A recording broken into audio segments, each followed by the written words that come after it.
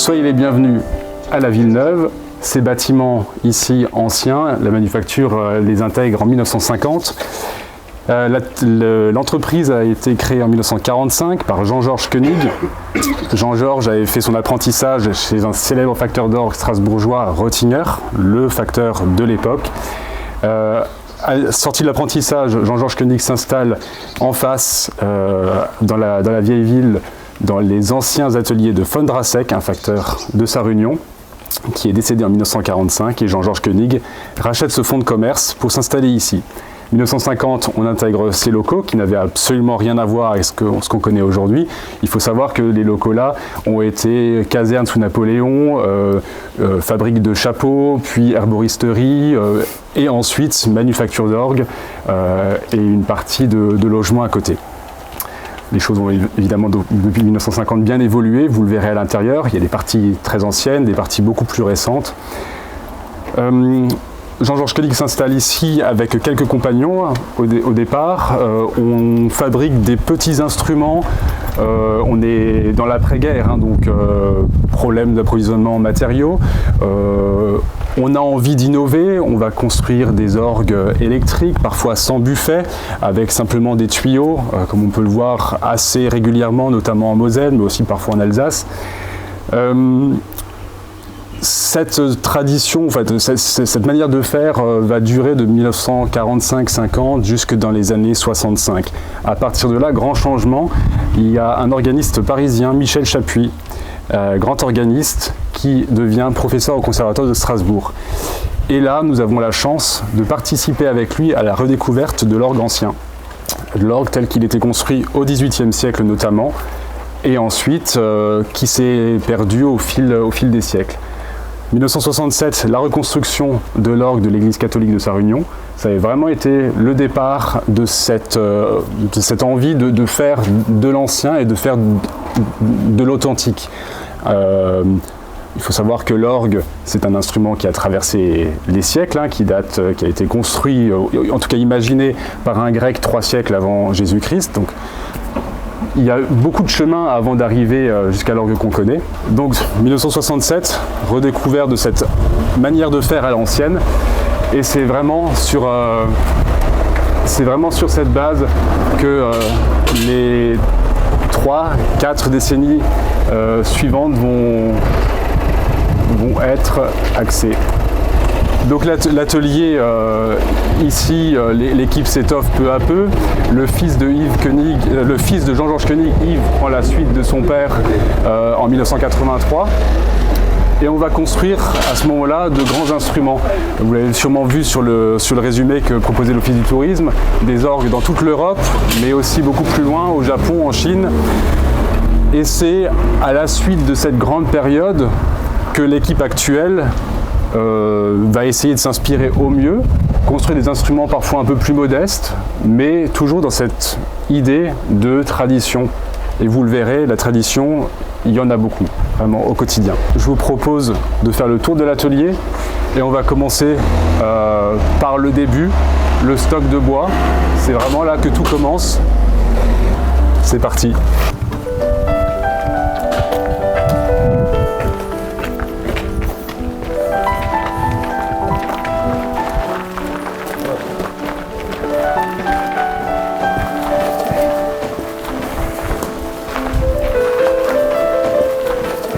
Voilà, donc c'est vraiment ici que tout commence.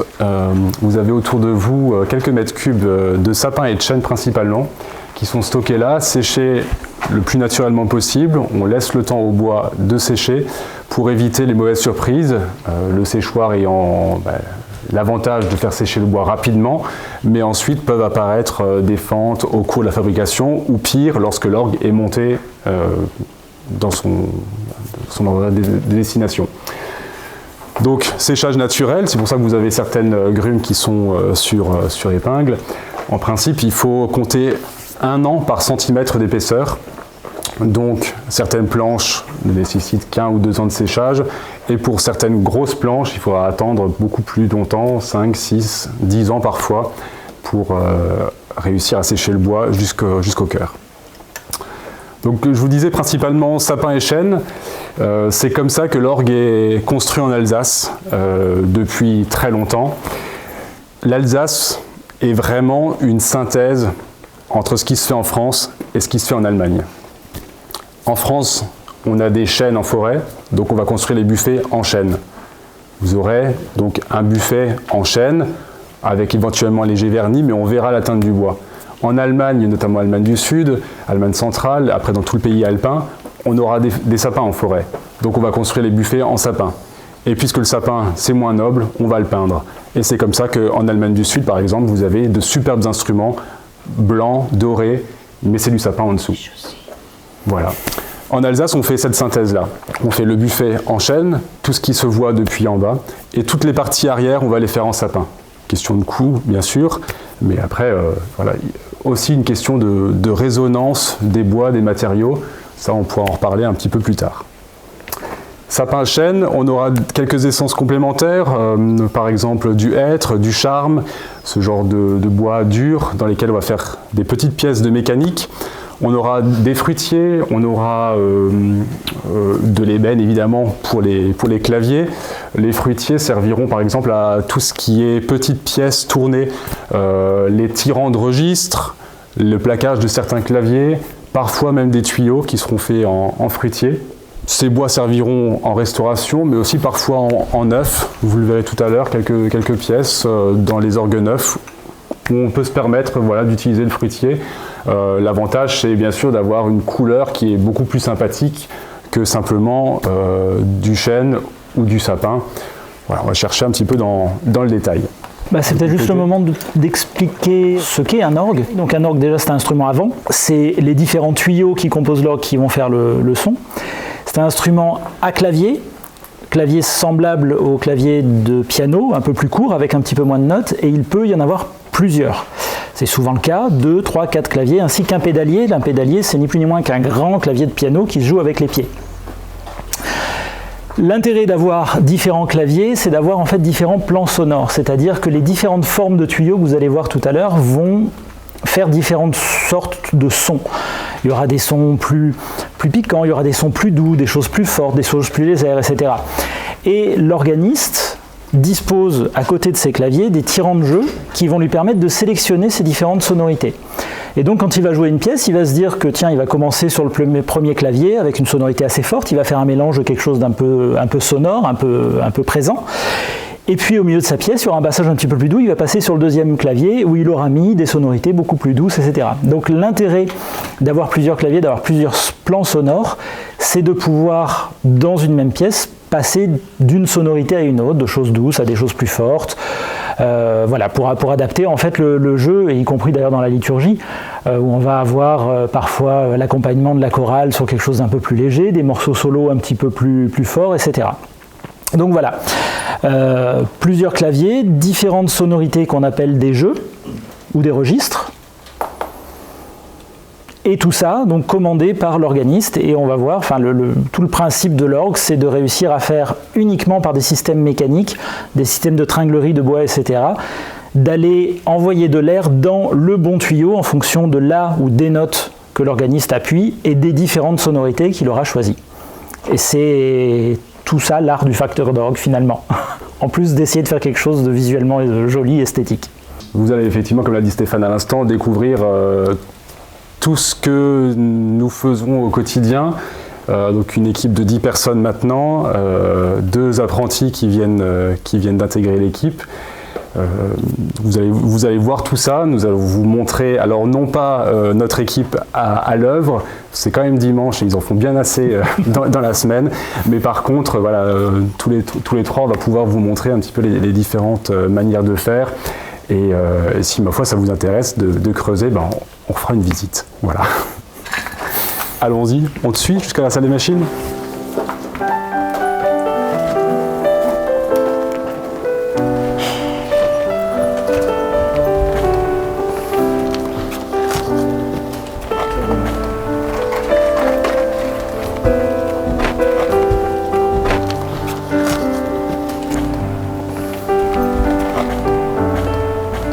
Donc lorsque le bois rentre dans l'atelier, il passe forcément par ici, la salle des machines.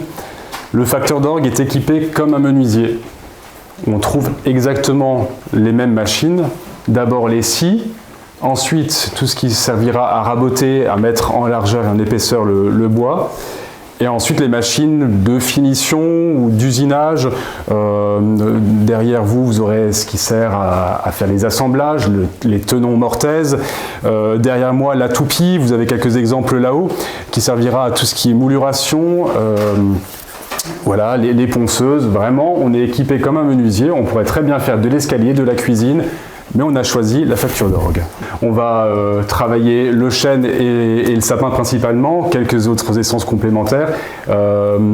Tout ça pour essayer de coller au mieux à la tradition. En France, on utilisera le chêne et donc en Allemagne, plutôt le sapin, puisque c'est les arbres qui poussent dans les forêts locales. Alors en principe, chacun est capable de tout faire. Sauf que très franchement, je ne m'essayerai pas à la sculpture. On a la formation de facteur d'orgue, donc dans cette formation il y a forcément le travail du bois principalement et ensuite le travail du métal, mais chacun a sa spécialité puis ses envies. Mais au sein des menuisiers, certains sont plus sculpteurs, d'autres plus restaurateurs, plus mécaniciens, donc voilà, on va comme ça confier chacune des tâches à la bonne personne en fonction de l'instrument, de la taille, mais aussi de la manière de le fabriquer. Un instrument qui serait en copie d'un orgue ancien avec énormément de sculptures, évidemment ce ne sera pas confié à... Alors, je ne vais pas dire à l'apprenti, mais celui qui vient de terminer sa formation. Voilà, on va vraiment adapter le travail. La formation, de toute façon, ne suffit pas à devenir un facteur d'orgue. Voilà, il faut... Musicien aussi. Oui, mais c'est pas obligatoire. Et, étonnamment, on peut être facteur d'orgue sans être musicien. Ça arrive. Ouais. Ça voudrait dire que tous les employés ne sont pas forcément issus de l'école d'Échaud. Pas forcément, non, effectivement. Il y a différentes formations qui peuvent exister. L'école de Échaud, c'est effectivement la seule et unique école de facture d'orgue en France. Mais on peut venir des compagnons du devoir, on peut venir de n'importe quelle formation menuisier, puisque vous le verrez, il y a énormément de menuiserie. C'est avant tout travail du bois. On est donc 9 à travailler le bois et on est 1 à réaliser les tuyaux. Ça vous donne un petit peu une idée de la proportion de bois qu'il y a dans un instrument. Je vous propose de faire une petite pause ici. On va aller par la porte qui est juste là derrière voir la forge. C'est une toute petite pièce. Ce ne sera pas très long, il n'y a pas grand chose à voir là-bas, mais c'est quand même quelque chose d'assez important dans notre métier pour y faire un tour. Juste déjà expliquer que la forge, c'est en l'occurrence le travail du métal, mais pas du tout les tuyaux. Là, on va juste faire le fer et l'acier, qui sont des éléments qui rentrent en toute petite quantité dans les orgues, mais qu'on a parfois, y compris dans les orgues anciens. Et tu montreras notamment une pièce ancienne qu'on fabrique au niveau de la mécanique des jeux, où on utilise du coup de l'acier, du fer chauffé, mis dans le bois. Voilà. Donc c'est pas du tout les tuyaux que vous allez voir dans cette partie-là, la fabrication des tuyaux, c'est vraiment uniquement le traitement du fer et de l'acier qui intervient, comme dit, en petite dose dans les instruments traditionnels. Les 7 premiers, on y va.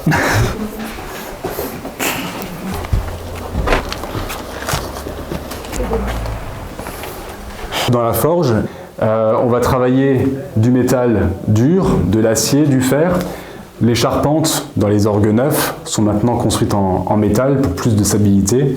Bien sûr, quand c'est de la restauration, on reste sur du bois, mais pour le neuf, on prendra du métal. Autre utilisation de la forge, ce sera en restauration. À l'époque, pour créer une petite étanchéité, type vernis moderne, entre le chêne et le tuyau, on utilisait ce genre d'outils. On trempait ces tiges dans la forge jusqu'à monter au rouge et ensuite on venait brûler le chêne. Ça crée une petite pellicule brûlée qui évitait que le tanin du chêne ne vienne oxyder le pied des tuyaux. Et comme ça, on a des tuyaux qui ont maintenant 300 ans, qui sont encore intacts grâce juste à ce brûlage-là. En restauration, on utilise toujours encore ces techniques-là. En neuf, on a des fraises maintenant qui font ça beaucoup plus vite, c'est moins compliqué, il ne faut pas chauffer à chaque fois. Mais en tout cas, ça a le mérite d'exister et c'est encore utilisé assez régulièrement. Ce genre de restauration, c'est tous les 3, 4, 5 ans peut-être, mais c'est encore, il faut savoir s'en servir. Parce que si dans le chêne, ça brûle tout seul, hein. Ça descend, le chêne, ils fond, littéralement ils font. Il faut vraiment faire attention. Et la dernière pièce qu'on va créer ici, c'est ce genre d'élément. C'est pas très parlant, vu comme ça, mais je vais vous expliquer. Stéphane disait tout à l'heure, l'organiste, quand il est à la console, il a évidemment les claviers devant lui, mais aussi les tirants de registre pour sélectionner les différentes sonorités. Sauf qu'à la console, sur cet espace-là, vous imaginez bien que pour aller faire sonner le tuyau qui est tout en haut, très loin perché, ou tout au fond de la tribune, il faut absolument qu'il y ait des renvois mécaniques. On ne peut pas directement mettre une tringle qui va chercher le bon tuyau. On va créer ces pièces-là, monter sur des axes, la pièce donc peut bouger, l'organiste sera à la console, il va tirer ici, la pièce va se mettre en mouvement et on va renvoyer juste le mouvement dans l'autre sens. Et cette pièce-là, elle sera multipliée le nombre de fois qu'il faut jusqu'à atteindre le bon endroit dans l'instrument. Et donc ces pièces-là sont faites ici parce que là, les petites pièces de métal qui sont là, on va, comme tout à l'heure, les mettre dans la forge, les chauffer, prépercer simplement le chêne, petit trou pour guider. La pièce de métal, lorsqu'on la met dedans, elle va vraiment faire fondre le chêne, rentrer. On va retourner la petite patte à l'arrière, juste en tapant, pour rabattre, et ensuite ça, le tremper dans l'eau froide.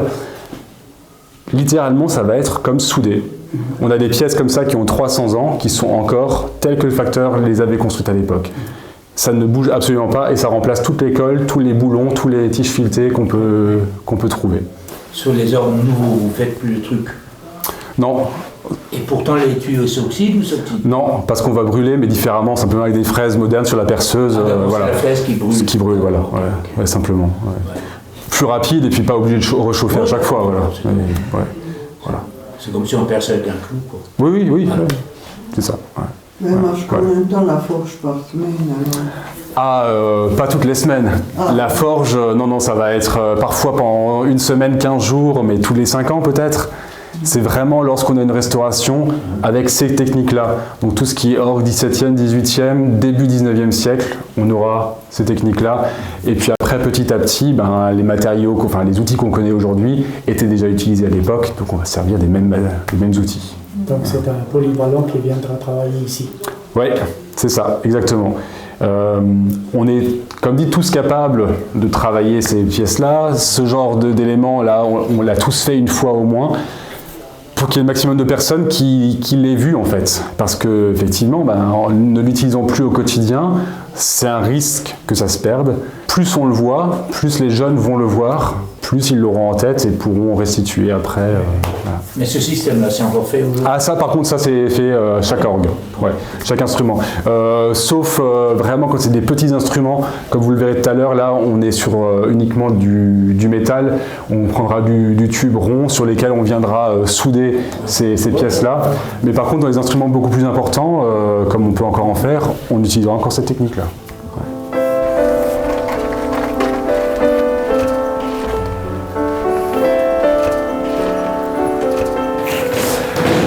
Voilà, bref passage ici. On aura l'occasion de revenir parce que c'est là qu'on terminera la visite.